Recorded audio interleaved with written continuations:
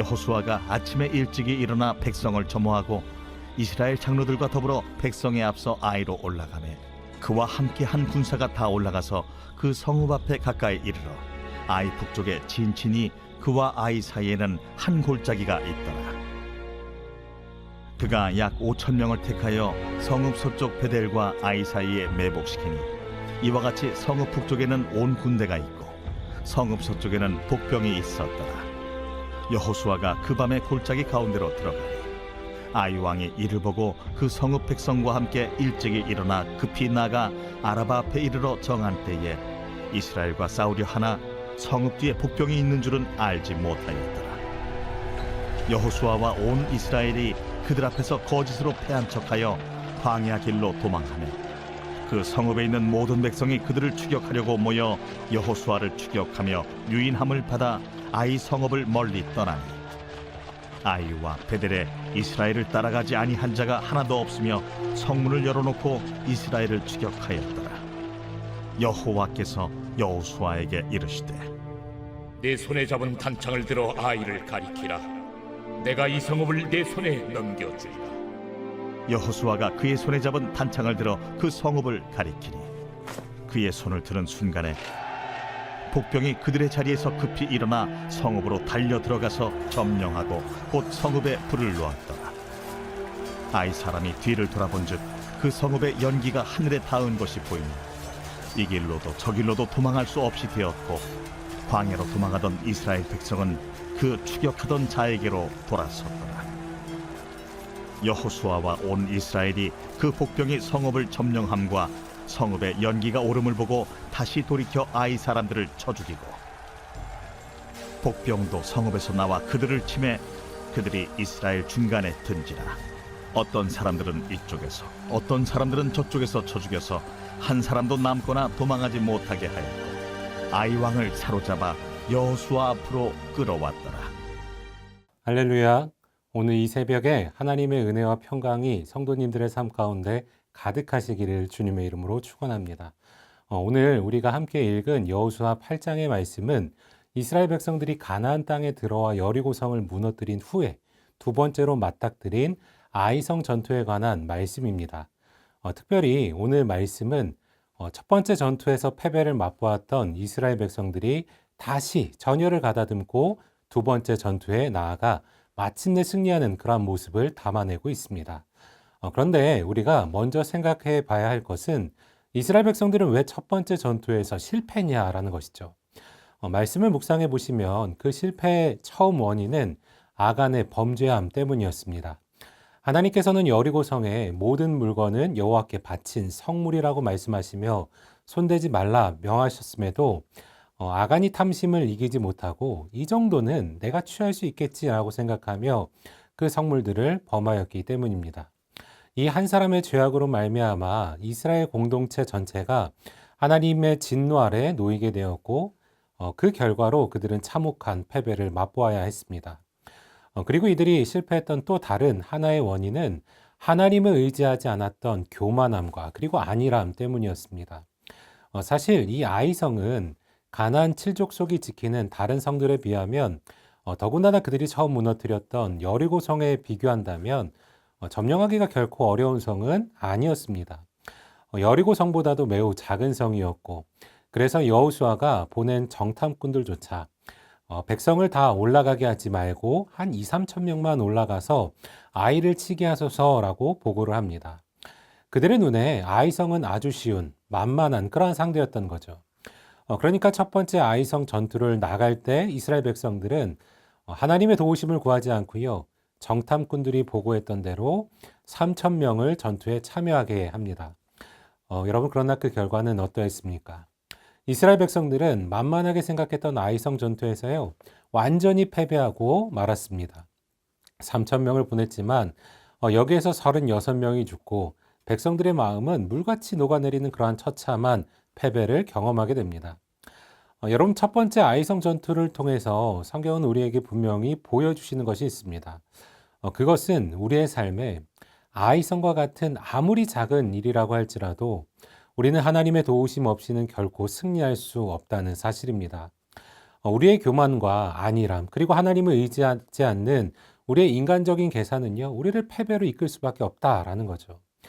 이후에 하나님께서는 아간의 죄를 엄중히 심판하십니다.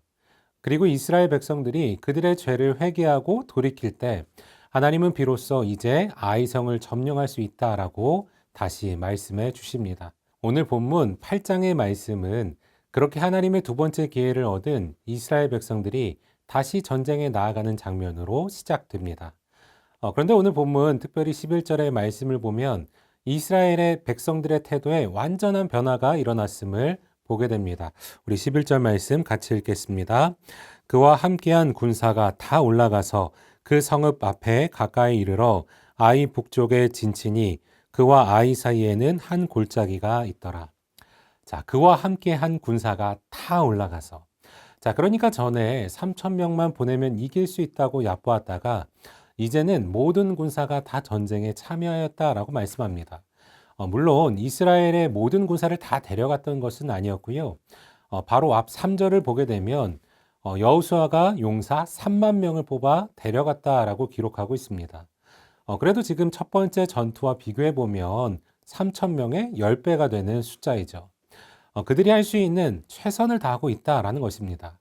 3만 명이라는 그들이 동원할 수 있는 최정의 용사를 이끌고 전쟁에 참여했던 것입니다.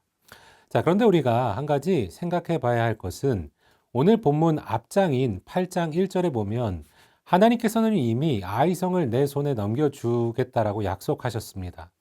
승리는 이미 보장되었던 거죠. 자, 그렇다면 정탐꾼들이 전에 정탐했던 대로 한 2, 3천 명만 다시 보내어서 전쟁을 치러도 되는 것이 아니었을까요? 그런데 왜 이번에는 3만 명이라는 대군이 그것도 이제 치밀한 이외 보시면 매복 작전까지 세우면서 그야말로 인간적인 최선을 다하는 그러한 모습을 보여주는 것일까요? 어떤 신앙인들은 종종 이렇게 생각하는 경우가 있습니다. 하나님께서 알아서 다 해주실 것인데 내가 뭐하러 그렇게까지 노력을 해야 하냐고. 기도했으면 하나님이 다 알아서 해주시지 않겠냐라고 말씀하시는 분들이 계십니다. 여러분, 그런데 과연 이것이 옳은 신앙의 태도일까요? 네, 전혀 그렇지 않습니다. 우리는 하나님께서 나의 삶에서 역사하실 것을 믿고 인정해야 합니다. 그러나 동시에 우리는 우리의 삶의 자세에 있어서 우리가 할 수 있는 최선의 노력을 다해야 할 그런 책임 또한 있다라는 것입니다. 신약 성경 데살로니가 후서에도 보시면 당시 그리스도인들 중에서요, 예수님께서 곧 다시 재림하실 것인데 이미 우리를 구원해 주셨고 우리는 천국으로 올라갈 것인데 뭐하러 이 땅에서 힘들게 일을 하고 돈을 벌어서 그것으로 먹고 사느냐라고 생각했었던 사람들이 있었습니다. 그들은 일은 하지 않고요, 그저 공동체의 짐이 되며 일을 만들기만 했습니다. 여러분, 그때 사도 바울이요, 그들에게 무엇이라고 권면합니까? 너희 가운데 게으르게 행하여 도무지 일을 하지 아니하고 일을 만들기만 하는 자들이 있는데 주 예수 그리스도 안에서 권하기를 조용히 일하여 자기 양식을 먹으라라고 말씀합니다. 분명히 예수님께서 우리를 구원해 주셨고 다시 오실 것이지만 그럼에도 그 날이 오기 전까지 우리는 이 땅에서의 삶에 최선을 다하기를 바울은 강력하게 권면하였던 거죠. 여러분, 이것이 불신앙이고 하나님을 신뢰하지 못하는 것입니까? 네, 결코 그렇지 않습니다. 이것이 바로 하나님을 믿는 성도가 가져야 할 균형 잡힌 신앙의 모습입니다. 이스라엘 백성들도 이제 이것을 깨달았던 거예요. 첫 번째 패배를 통해서 그들은 하나님 없이는 안 된다라는 것과 동시에 우리의 최선 또한 드려야 함을 배웠습니다. 그래서 비록 하나님께서 아이성을 너희 손에 넘겨주시겠다라고 약속하셨지만 비록 그 성이 한 2, 3천 명만 잘 싸워도 이길 수 있는 작은 성이었지만 이스라엘 백성들은 더 이상 교만하거나 나태하지 않았던 거죠. 그들은 3만 명의 용사를 준비시켰고 5천 명의 군사를 성 서쪽에 매복시키는 그러한 치밀함으로 그들이 할 수 있는 가장 최선의 전략과 노력을 하나님 앞에 드렸던 것입니다. 여러분, 이것은 우리도 마찬가지입니다. 하나님께서는 오늘 이 아침 우리의 기도를 들으시고 반드시 응답하실 것입니다. 우리 가정의 문제, 자녀의 문제, 건강과 그리고 재정의 문제를 주님께서 친히 다스리시고 해결해 주실 것을 우리는 믿습니다. 그러니까 우리는 대충 기도하고 대충 노력하고 안일하게 행동해도 되는 것입니까? 네, 그렇지 않다라는 거예요. 이스라엘 백성들이 그러했듯이 우리도 오늘 하나님 앞에 드릴 수 있는 최고의 기도와 최선의 노력을 올려드릴 수 있어야 합니다. 주님, 저는 주님 없이는 아무것도 할 수 없습니다. 동시에 주님께서 주신 힘과 지혜로 제가 할 수 있는 최선의 노력을 다하기를 원합니다. 여러분, 이 고백이 우리 삶의 고백이 되어야 한다는 것입니다. 이후에는 말씀에서 보셨듯이 여호수아는 5천 명을 택하여 성 서쪽에 매복시키고요. 자신의 주력 부대를 이끌고 성 북쪽에 진을 쳤습니다. 전쟁이 시작되자 여호수아와 주력 부대는 전에 패배했던 것처럼 일부러 지는 척하면서 도망가기 시작합니다. 그러자 아이성의 왕과 그리고 모든 백성들은 이스라엘 백성들이 또다시 패배하는 줄로만 알고 그들을 얕보고 추격하기에 정신이 팔려서요. 성문을 열고 쫓아가기 시작합니다. 바로 그때 매복하였던 이스라엘의 5천 명의 군사들이 아이성으로 쳐들어가서 성을 완전히 점령하고 그리고 이스라엘의 주력 부대와 성을 점령한 매복 부대가 아이성의 군사들을 애워싸워서 전쟁에서 완전히 승리하게 됩니다. 사랑하는 상당의 성도 여러분, 하나님을 온전히 신뢰할 때 그리고 동시에 우리에게 주어진 삶의 자리에서 최선의 노력을 다할 때 이러한 놀라운 승리의 결과가 나타났다라는 것을 우리는 기억해야 합니다. 신앙생활에는 두 가지 함정이 있습니다. 이 정도는 내 힘으로도 충분하다고 생각하는 것과 그러한 하나님이 다 해주실 것이라는 책임을 방임하는 그러한 나태함입니다. 그러나 오늘 이스라엘 백성들은 하나님의 약속을 붙잡았고요. 동시에 최선의 준비를 다했습니다. 이것이 우리의 믿음이 되어야 합니다.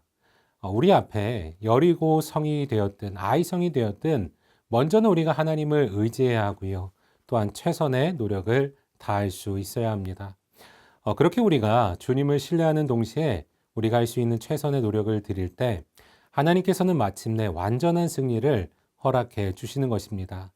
오늘 사랑하는 우리 상당의 성도님들이 이 균형 잡힌 믿음으로 나아가서 하나님께서 예비하신 그 놀라운 승리를 온전히 체험하며 살아가는 저와 여러분들 모두가 되시기를 주님의 이름으로 간절히 축복합니다. 기도하시겠습니다. 우리를 사랑하시는 하나님, 오늘 아이성 전투의 말씀을 통해 우리의 믿음을 비춰보게 하시니 감사합니다.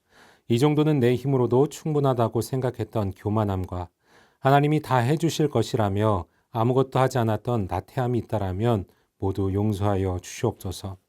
바라옵기는 오늘 우리에게 균형 잡힌 믿음을 허락하여 주옵소서.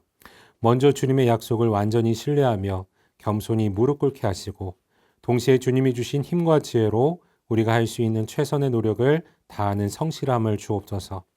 그리하여 우리의 삶의 모든 아이성 앞에서 주님을 의지하며 최선을 다함으로 마침내 주님이 예비하신 완전한 승리를 경험하는 복된 하루가 되게 하여 주옵소서. 우리를 승리로 인도하시는 예수 그리스도의 이름으로 기도드립니다. 아멘.